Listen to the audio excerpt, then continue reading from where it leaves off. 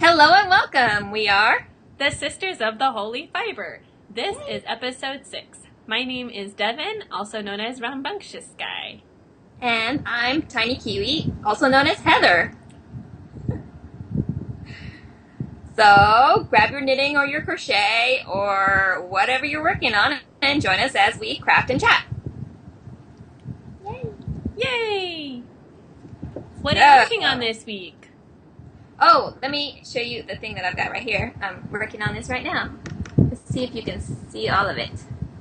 Yes. It's kind of curling a little bit. Anyway, this is supposed to be an octopus head. Oh, yay! So the eyes are going to go here, and I think I'm actually going to make them come up and like 3D, kind of like they do in real life. Uh-huh. And then 2 tentacles coming down here, and then however many rests I can do coming out the back. Uh-huh. And that is going to be my wacky knee warmers. Oh, cool. You decided to do the knee warmers. I did indeed. I don't know. I just decided one day, like, I'm going to do that. And so I started it. I think because you need 2, obviously, to make the full project, because they're knee warmers, plural. Right. I think I'm actually going to make the other one a bunch of little fish. And with some kind of netting in the background or something. I haven't quite figured out that, since I'm completely winging this project. This is entirely made up. Winging it. So, awesome. Yeah, exactly. So, and this is not exactly the best color, but it's that pound of love stuff that I hate. So I got to use it up. Might as well make some wacky things from it. Yeah. So that's what I'm working on. Cool. Tentacles are in my future. Hey. And then... That sounds like fun. Yeah, and then I've made progress on my owl. Ooh, I'm really excited to see where you are on it. Yeah, I'm in the middle of a row, so it's gonna be not as stretched out. Let me get the light on it. Hold on. Here you go. I got my But first. now I can see the stripe. I know. And it looks. You can't tell really in the video, but in real life, these colors go really well together because they're both kind of shiny. Uh-huh. I don't know. They just really work. I'm very happy because I was a little bit worried. My owl examiner was like, maybe you should swatch the colors together, and see how well they work together. And I was like, oh, I didn't really think about that. I just held the balls together to see if I liked them. Yeah. And, falling. But she's like, she wasn't going to require it. And I was like, that's just going to take more time. If I really don't like it, who cares? I can always undo it later. So, right. But I didn't think I would. But I'm pleased, shall we say, that they work so well together after all. But that's all that oh no, that's not true. I've got one other thing, but it's not fiber crafting. Haha! Uh-huh. So I picked up an old project. This is the one I've been working on for quite a while. Let me show you the front of it. Hopefully, if I hold it really still, you can see. Let me turn the fan off. I can see it. So they're parrots in a background of like decorative cords. Anyway, And I'm cutting. what exactly are you showing us for those who are listening? I'm showing you 2 pieces of paper stapled together, which is not as exciting as it sounds. This is a paper cutting that I'm doing. This was out of a book of Japanese stencils. And when I saw it, I knew I had to have it because they would make great paper cuttings, actual, like, real stencils. So let me show you the back side so you can actually see what it's going to become.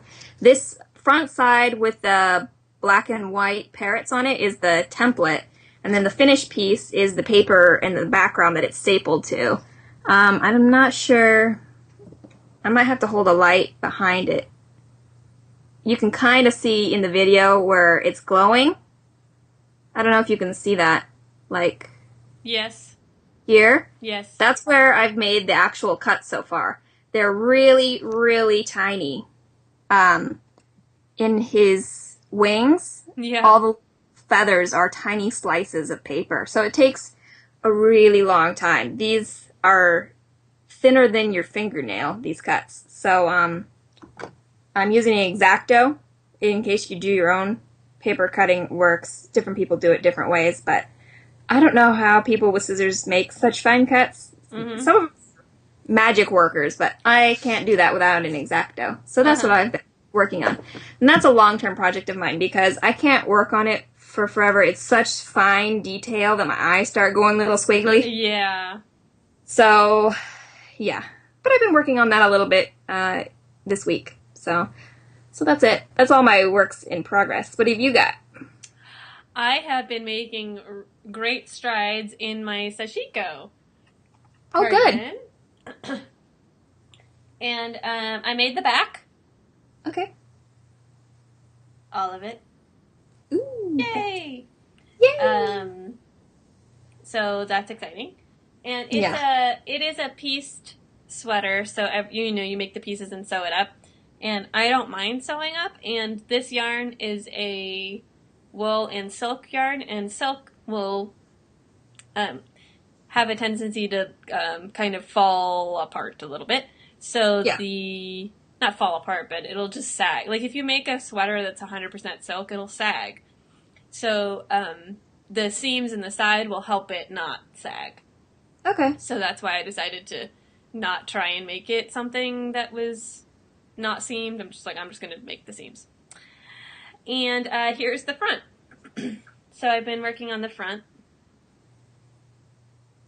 The pattern. Woohoo! So I've been pretty happy with how it's coming out. My stitches, when they're just little cables, 2-stitch cables, and when I'm switching the cable going to the right, they line up nice. But for whatever reason, when I switch them going the other way, like I think I'm pulling one of the stitches a little too hard, because then like my purl back rows are fine, but then so like the stitches kind of end up like a little like they end up a little wonky going to the left. So I have to kind of like tug the stitches around to like make them go nice. And I think blocking will help too, and I think nobody flying by on a fast horse is going to notice either. So I'm just keeping going on it. So that's what I've been working on. I've been thinking about casting on other things, but nothing else has actually gotten cast on. So, as is the way. That is the way. I have a friend there's another teacher at work who is pregnant. And we're having a baby shower for her next week. And I was thinking about making something, like a stuffed animal or something like that. So I will probably be working on that next. Okay. But I found a little elephant pattern that's free that looks like it wouldn't be too hard, but I am trying to find something with less limbs. Because the more limbs that you make, the more sewing up you have to do and stuff. So there's another, like an owl pattern that has wings on it, because I like making things for babies that they can grab. Right. So, like an owl with wings, you can grab onto the wings. So, and he doesn't have to have feet. Plenty of owl patterns without feet are totally cute. Yeah, I don't really like the owls with the feet for some reason. I don't know. It's just a thing. They just don't really seem to go well, I guess is the problem. Yeah, I don't know. I just am not big on it. So, all right, that's all I've got on my needles.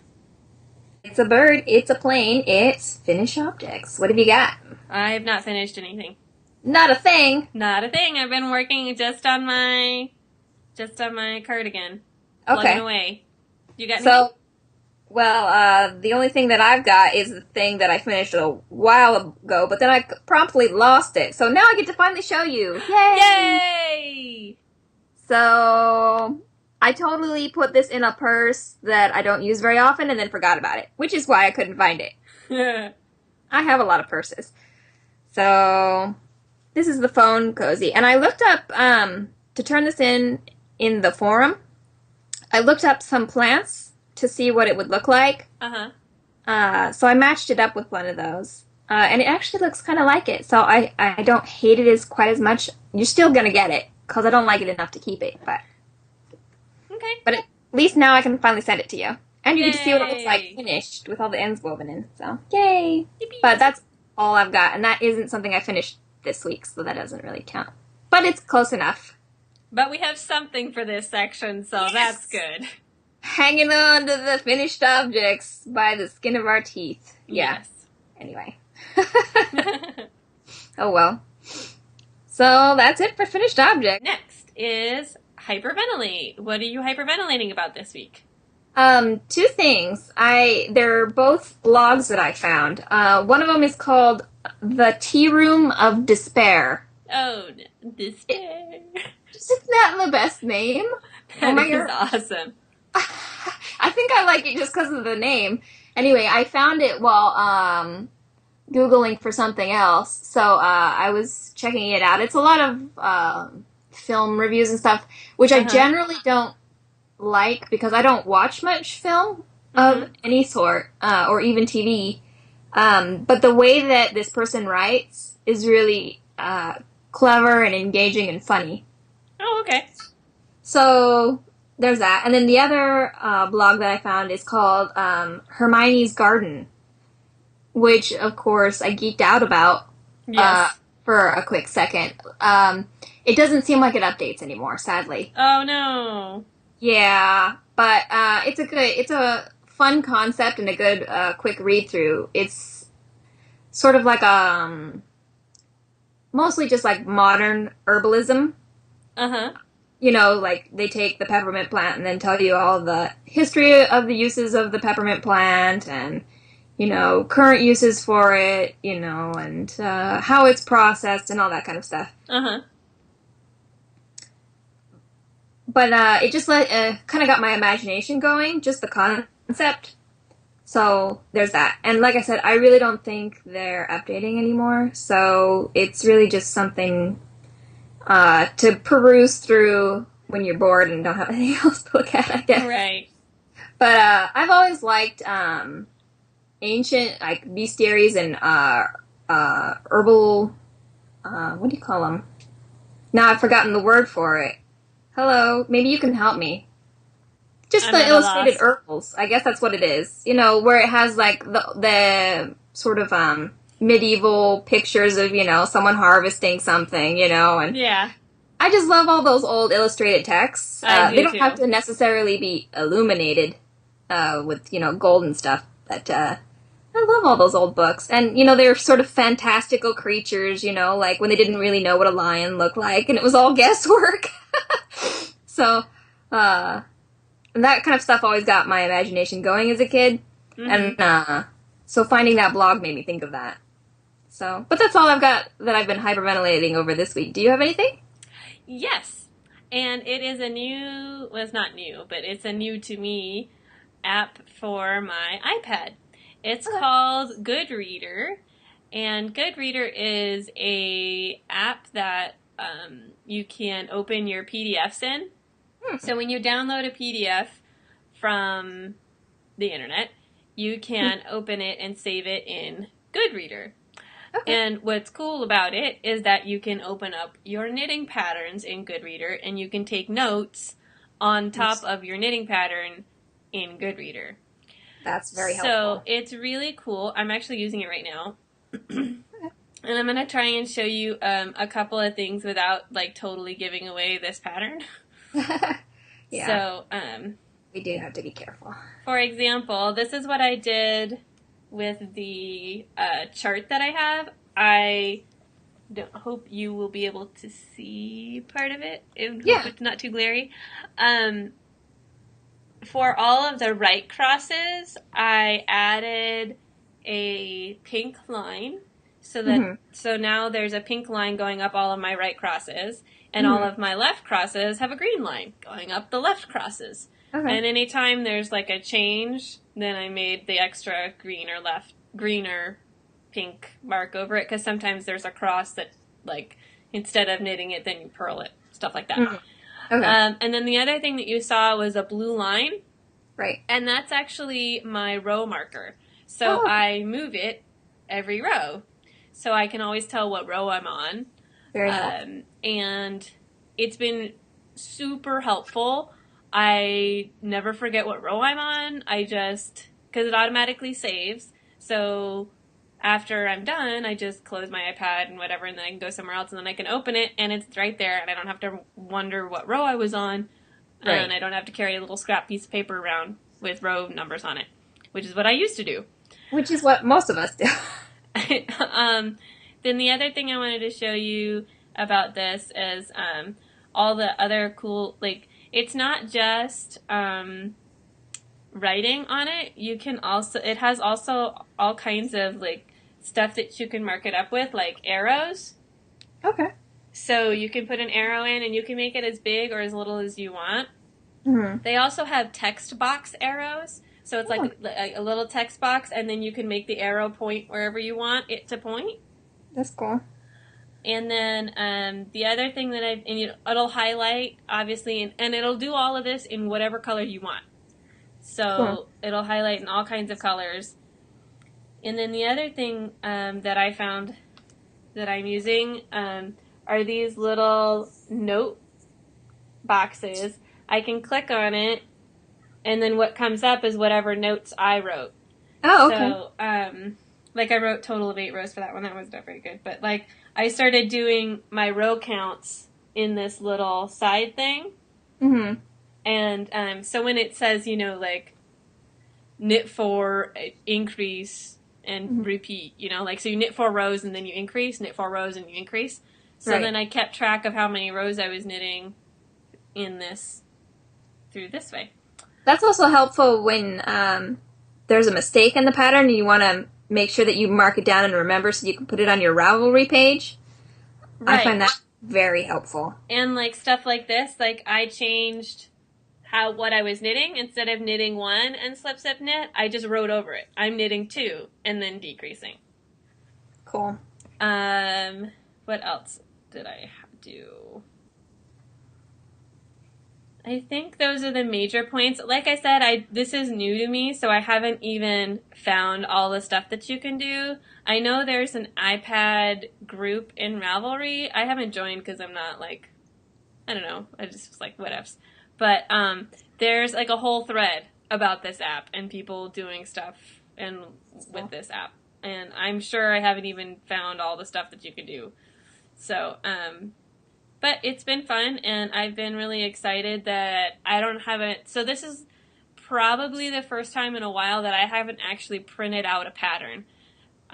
So I bought this pattern and I haven't printed it out, so I didn't need to use the ink or the paper or any of that. I just have been using it on my iPad.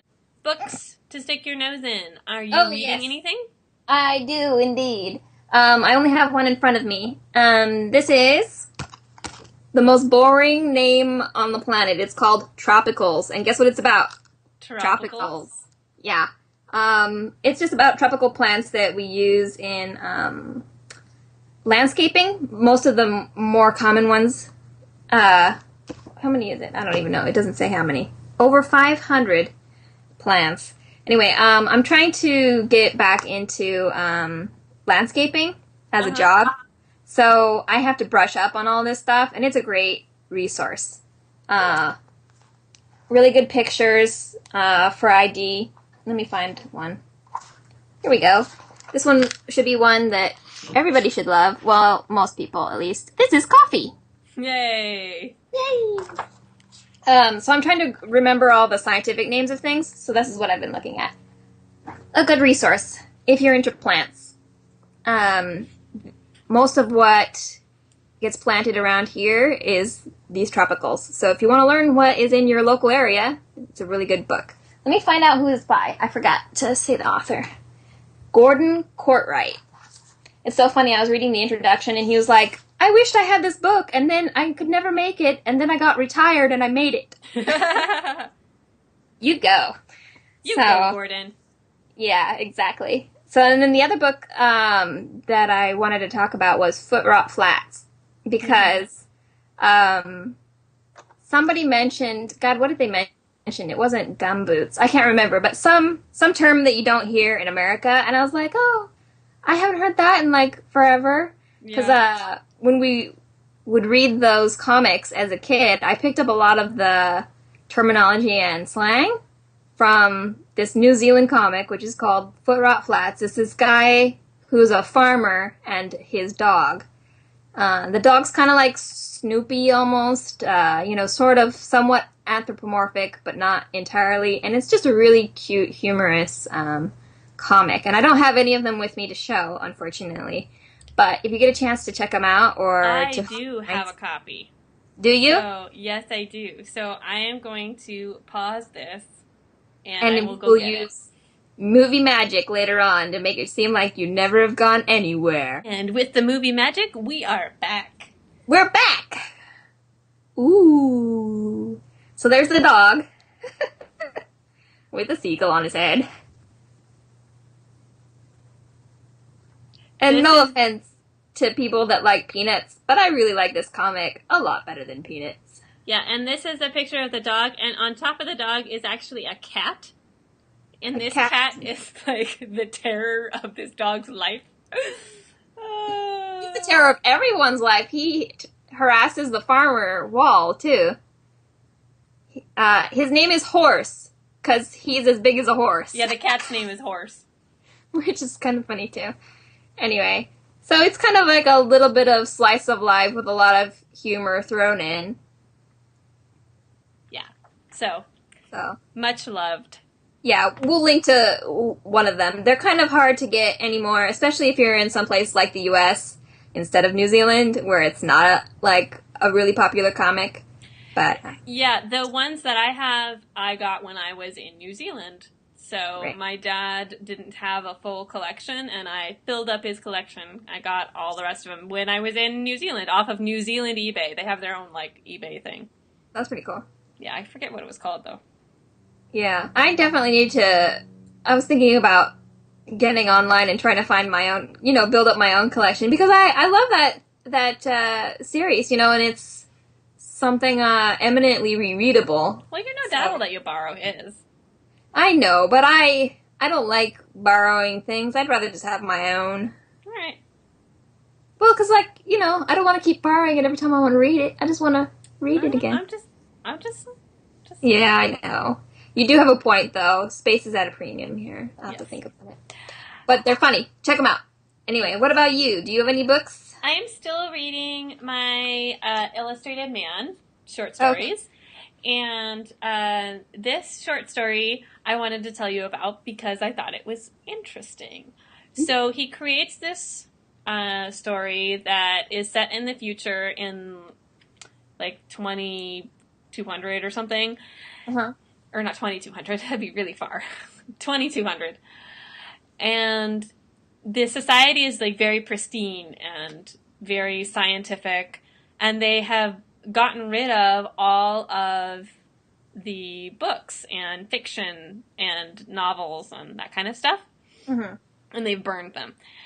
And there's a spaceship coming to Mars, and it's told from the perspective of the people that are on Mars, and the people that are on Mars are the last, like, vestiges of these old stories. So, like, Edgar Allan Poe and Charles Dickens is there, and just, like, all of these people. And, then they say, let's see, so then the people come from Earth, and they bring the last books with them, and they burn them there. Okay. And then, this is what he says. When the books are burned, then all the characters that are there, vaporize.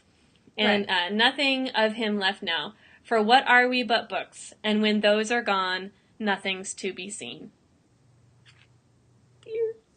I know. So, those of us that are big on books. It's just like his little short story on don't burn books. Yeah. Which has always been a theme of his, obviously. Yeah. Given his largest major work. Yes. So it was interesting to see this little story, and a kind of a foreshadowing of thoughts to come. So. Right. Yeah. Yeah. So I'm still reading that.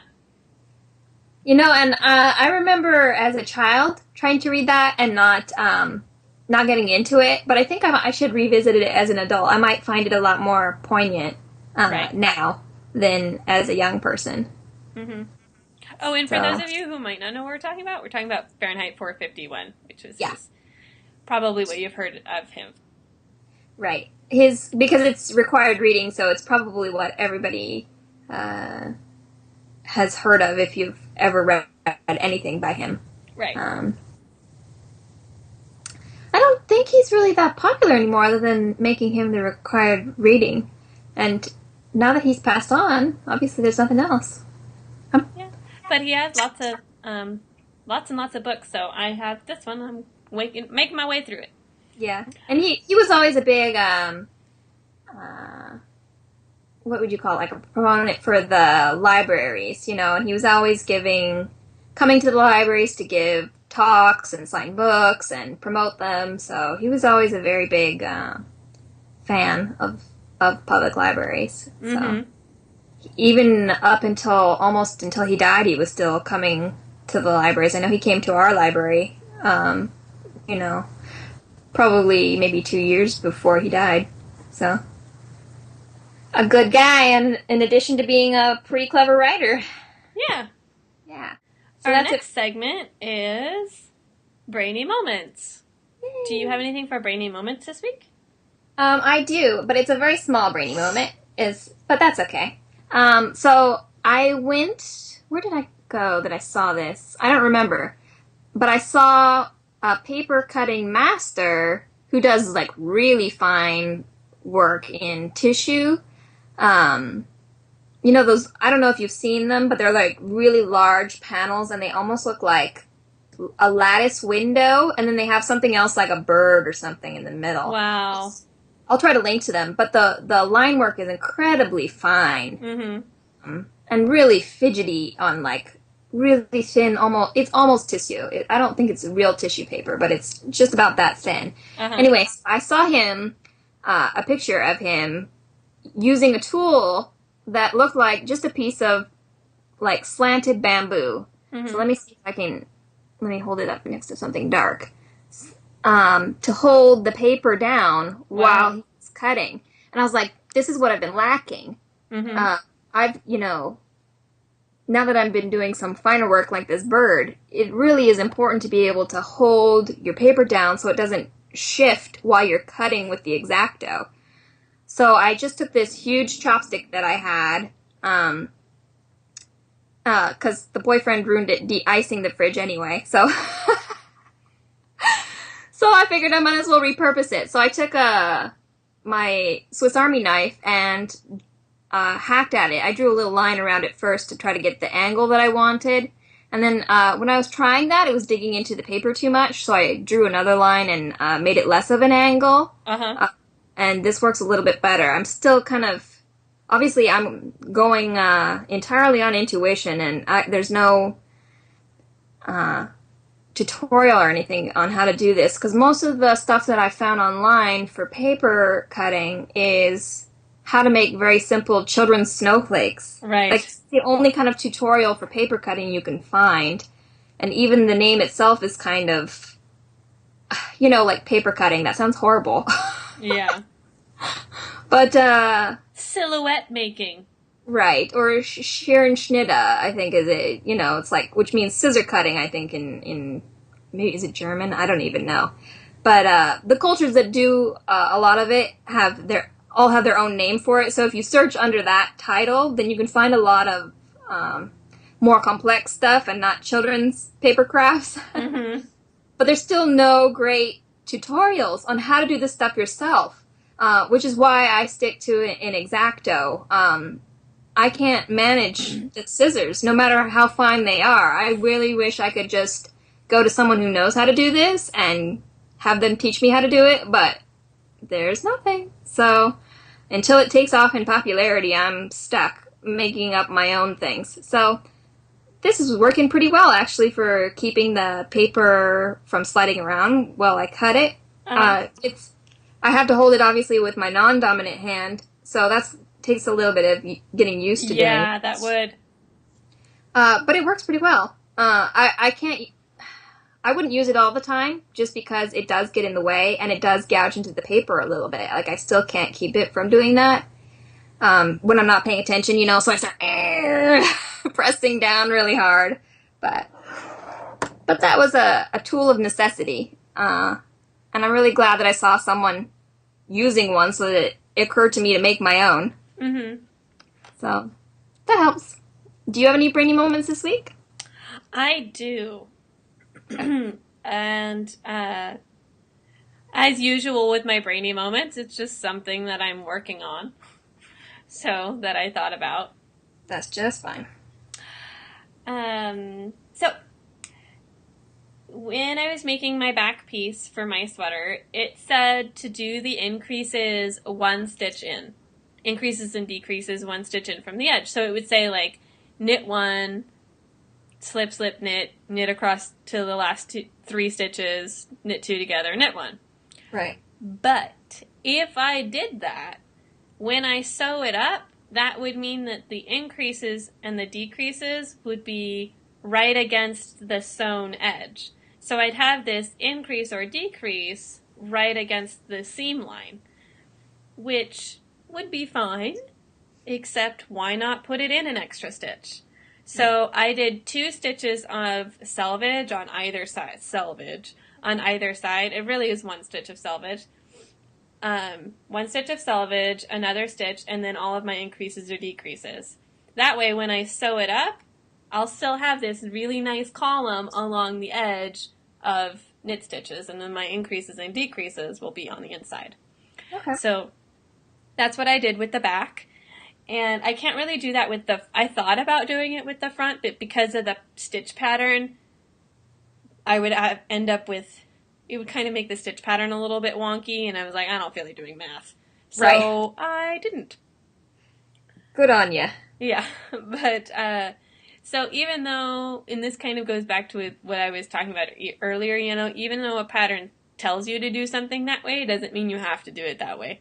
Right. And if you think about the finishing that you're going to have to do before you get to the finishing, it'll make it easier. And that was the other thing I wanted, is because if I did a stitch and then did the increase, and then when you come up to sew it up, it's going to be kind of like, well, where am I supposed to pick up where are the bars? But with these even stitches, all the bars are right there. It's not going to be hard to find where I need to sew it up. Good. So, yeah. Yeah.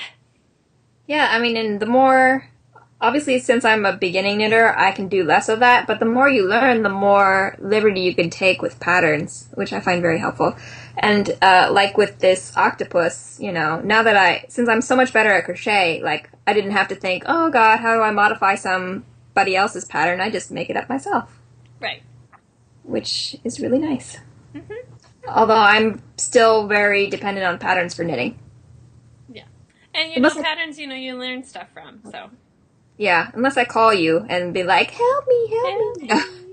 What do I do with this? I don't understand. Which I do a lot, you guys. Sorry, Pookie. Why are you sorry? I like talking about knitting. Yeah. Duh. Because it's always like midnight, like, oh god, I dropped a stitch, I'm having a panic attack. Gonna be okay. This is, by the way, a true story. I'm not even making this up, guys.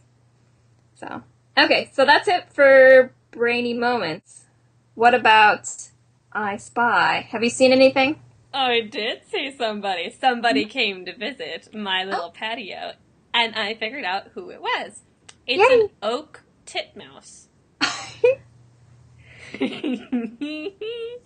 Yes, his little very so cute. And I have a giant oak tree outside. So when I saw that it might be an oak titmouse, I was like, well, maybe that's what it is. Because of the giant oak tree. Right. Yes. And my cat also saw this little bird. And I've seen him before, but I couldn't figure out what he was. And I finally figured out what he was because he stayed still for long enough so I could get a kind of profile view. And my cat saw him and did the little... that cats do when they see something but they can't get it, and she was outside. She could have tried, but she just talked at it. How's the weather? They're so adorable when they do that. Yeah. But I haven't been out hiking lately, so that is all I have spied. Have you spied anything lately? I haven't got anything this week again. I've been really lame. Not a thing.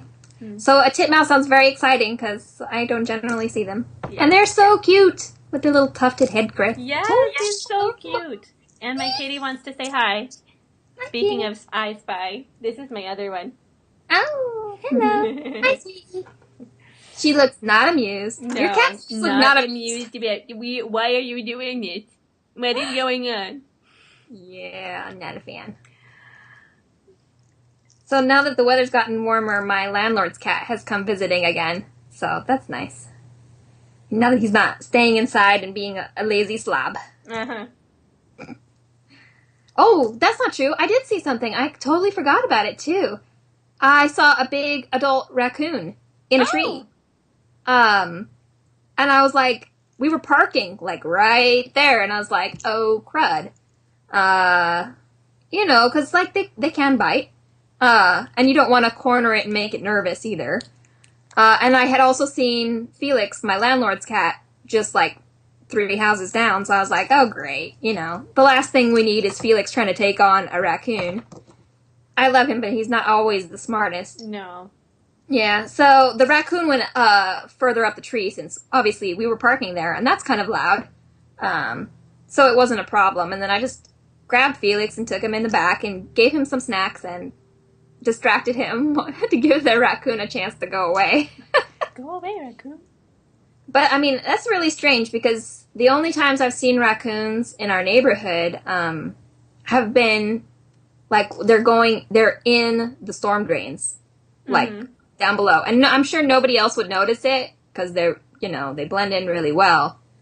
So I know they're around, and I know we've had them, but to see one so out in the open just seems kind of worrying to me. You know, I just hope he's okay and not sick. Yeah.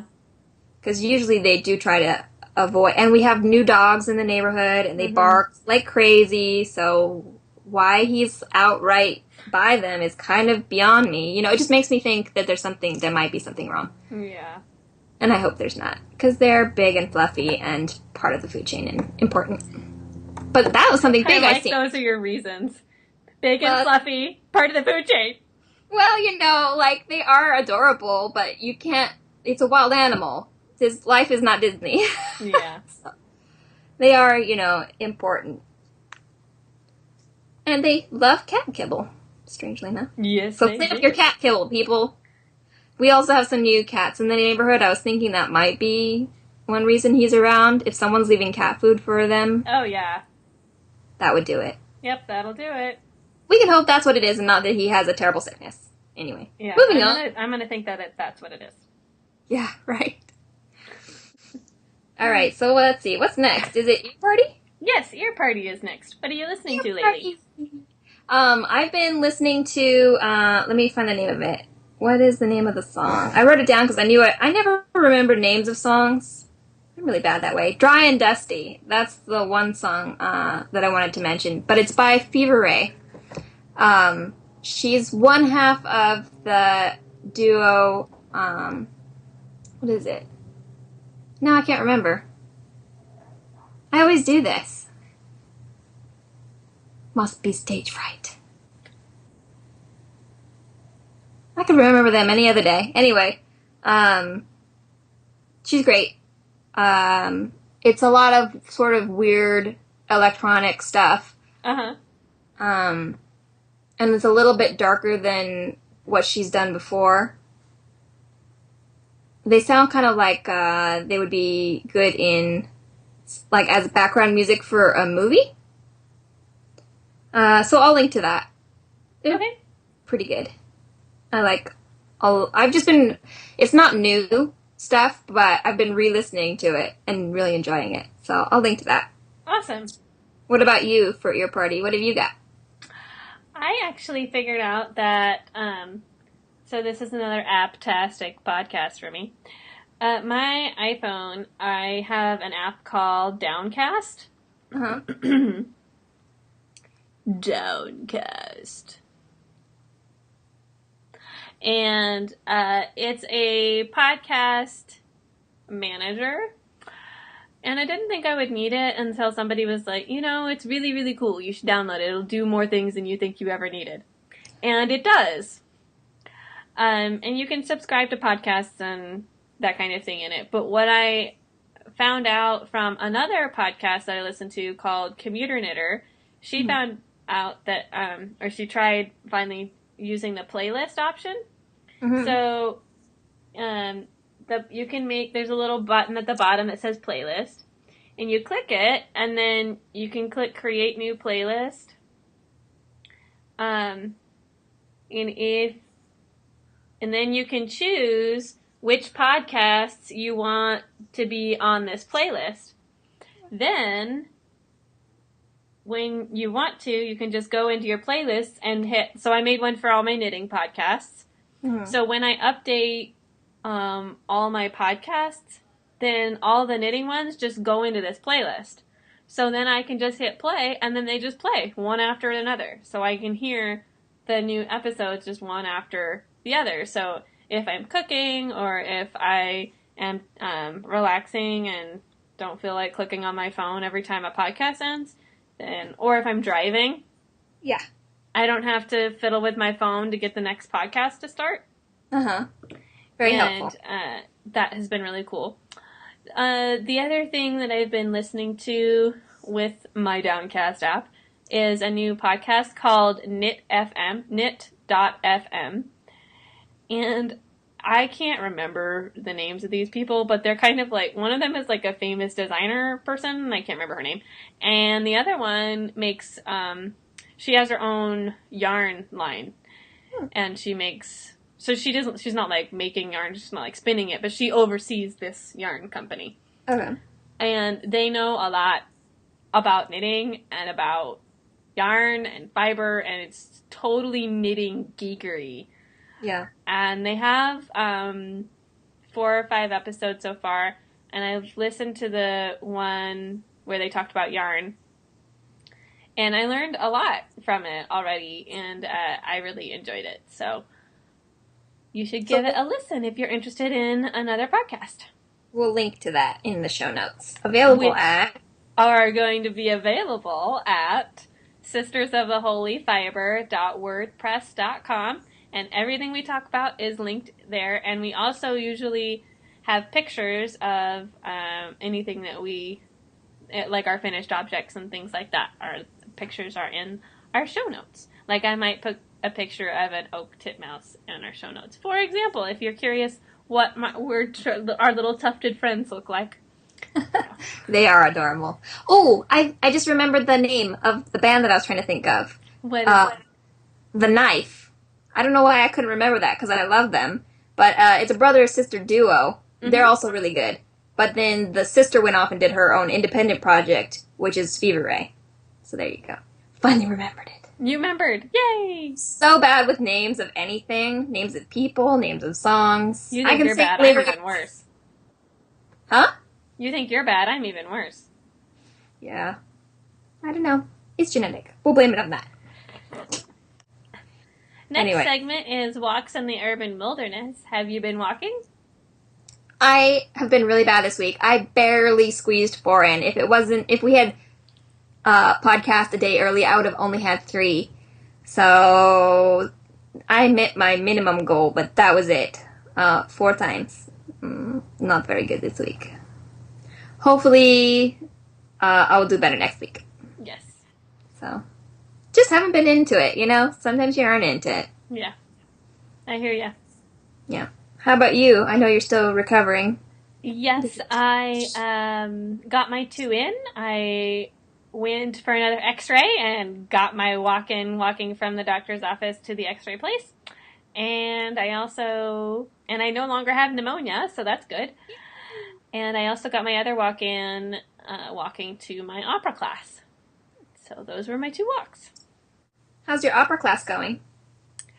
It's okay. Have I told you? Oh, I will tell you later. Oh, I shouldn't tell you on the blog. No, tell us all now. Tell us the dirty news, the nitty gritty. Oh, I'll tell you a different story. Okay, so Okay. this is what happened when I went to my opera class. I arrived and I didn't get there that early, so she does like this pre-show thing and will play different productions. Mm-hmm. So she'll play like 5 minutes from one production and 5 minutes of another to compare different aria singers, to compare different singers, and to compare different productions. Okay. She'll usually show a modern interpretation, because a lot of times these operas have been done so much that people are tired of seeing it done the same way, and so they'll like do it in modern times. Well, there was a production from, and this the opera was Così fan tutte. I don't know how to say it right, but We'll link Mozart to it. Mozart opera, and this particular, like this modern one, 70s. So 70s. Like, it was just hilarious. Like, I don't know, like maybe late 70s, early 80s. But the women had like the buzz cut thing with like the little mullet. Like the little wispy mullet. Oh, that's awesome. And the guys had like the dark sunglasses with like the plastic toy yellow frames. That's really awesome. It was so funny. It was just like, it was supposed to be a modern take, but it was just like such a product of that time. It was amazing. Right. Yeah. That's pretty cute, though. Yeah.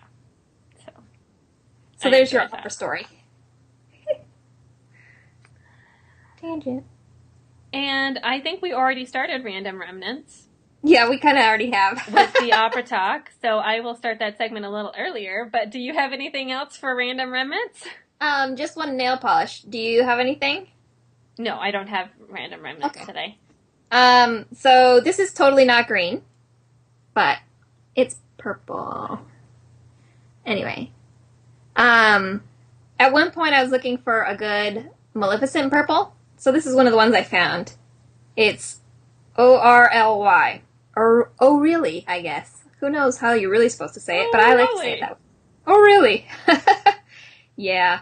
I guess it's supposed to be like Opie, but I don't know. Anyway, it's holding up well on my toes, but as maybe, I don't know if you'll be able to see. Probably not. My lighting is really wonky. The tips have already chipped. And I had to do several layers, as you have to do with these fancy ones. I let them dry for 2 hours, and then I went to bed, and they have blanket impressions on them. Not impressed. Yeah. The color is Elizabeth, though. Ooh. So you think of the Queen and, of course, Elizabeth Taylor and all the fancy people. Mm-hmm. I would never usually buy a polish like that, but I was trying to find the perfect color. So, this one, I wouldn't use it for nails. Maybe use a clear coat over it, but I'm still looking for a better purple. Something that holds up a little bit better. So, and that doesn't look like Easter. I have a good one that's great for Easter, but it looks very pastel. Looks very Easter? Yeah, pretty much. And that's like such a short time span that I can wear it. But come Easter, at least I'll be able to show that one off instead. So that's it for my Random Remnants, at least that I think of. Yeah, that's it.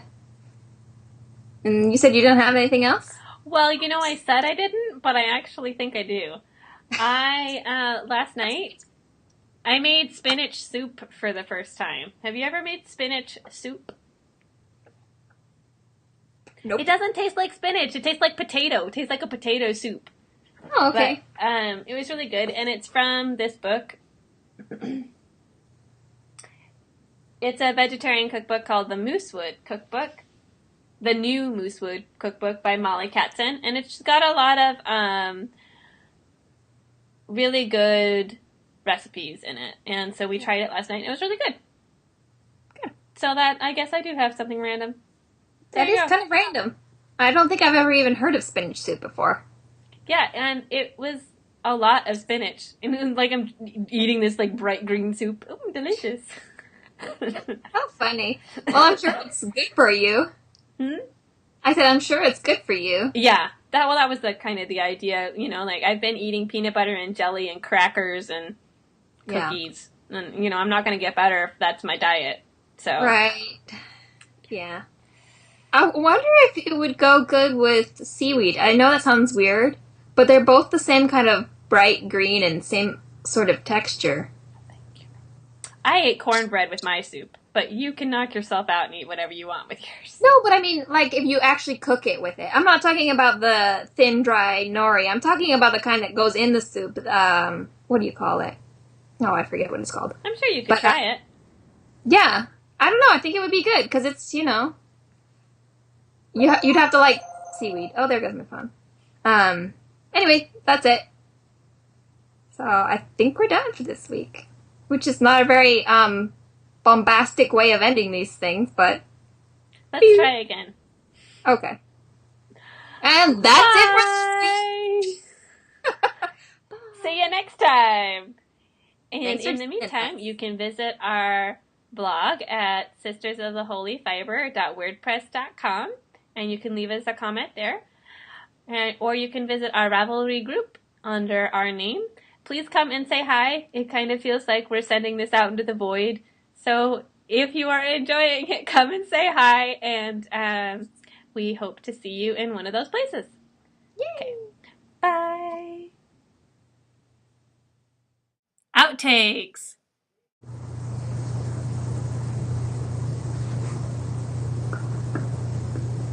Strangers in the night, exchanging glances, wandering in the night. What were the chances?